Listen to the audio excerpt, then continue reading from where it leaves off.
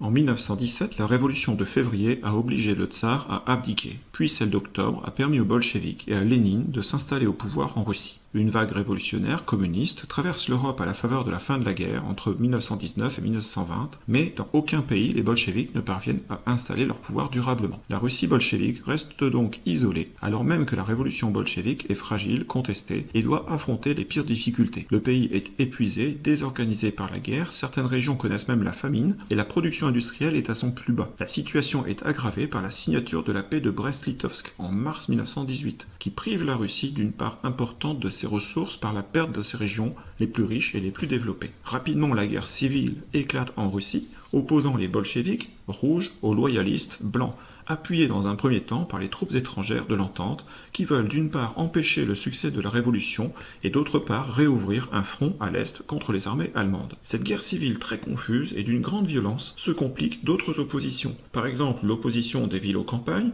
ou l'opposition des minorités nationales à une domination russe. Cette guerre civile conduit à la désintégration de l'État sous l'action de ces différentes forces contraires. La victoire finale des bolcheviks signifie aussi l'épuisement total du pays. Les bolcheviks ont alors les mains libres pour reconstruire un État dans lequel le Parti communiste soviétique possède toute l'autorité. Ses adversaires, rivaux ou ennemis, ayant été éliminés, c'est alors un État policier qui se construit avec une police politique, la Tchéka, comme principal outil de contrôle. Pour faire face aux difficultés et sauver la révolution, Lénine veut réaliser la dictature du prolétariat.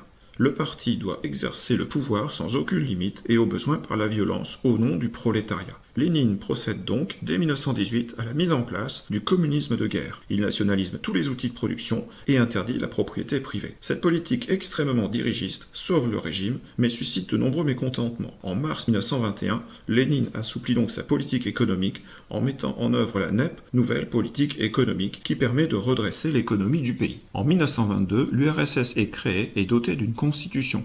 En 1923, on peut considérer que la guerre civile est terminée. Mais Lénine, affaibli par la maladie depuis 1922, décède en janvier 1924, sans avoir désigné de successeur. C'est Staline qui s'impose à la tête du pays en s'appuyant sur la bureaucratie, sur la police, sur ses fidèles, sur des alliances de circonstances, sur son image de fidèle compagnon de Lénine, et surtout sur ses fonctions de direction qu'il occupe dans le Parti communiste soviétique. Les principaux rivaux sont évincés du pouvoir en 1924-1925, on considère qu'il dirige effectivement l'URSS à partir de 1927, et en 1929, Staline fait exiler Trotsky, son principal rival, créateur et organisateur de l'armée rouge. Il achève d'installer ses hommes à tous les postes clés du pays. La célébration en grande pompe de ses 50 ans, le 21 décembre 1929, souligne l'autorité établie de Staline sur tout le pays, ainsi que le début de la mise en place du culte de la personnalité.